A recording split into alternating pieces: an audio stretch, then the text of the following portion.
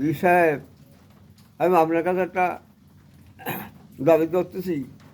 দাবিটা হচ্ছে এই, আমি অসহায় বুড়ো মানুষ, অল্প কিছু সঞ্চয় করিলাম, আমার এখানে বসবাসের খুব অসুবিধা, একটুখানি জায়গা করার জন্যই। কিন্তু হারাম করে আমার সেই প্রাণ বাচ্চা, আমার সেই টাকাগুলো সব নিয়ে সে পলাতন। এখন আমার মরণ ছাড়া কোনো উপায় নেই। আমি এখন জীবনটা করবো, কোন লাইনে যাবো? আমি কোনো দিশারা হয়ে গেছি। আব্বু, আমার একটু ওর ভয় নাম করতে কি? পারেন, একটু ভয় করেন। ওর নাম? আমার নাম আজাদ আলী, মোহাম্মদ আজাদ আলী। না না, ওই যে টাকা নিয়ে গেছে।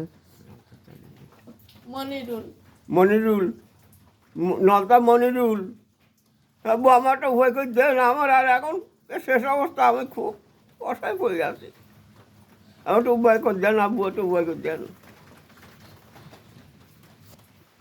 বলো। আব্বু, নলতায় কি রূপা সমিতি? সমিতি। রূপা সমিতির, রূপা সমিতির মনিরুল আব্বু।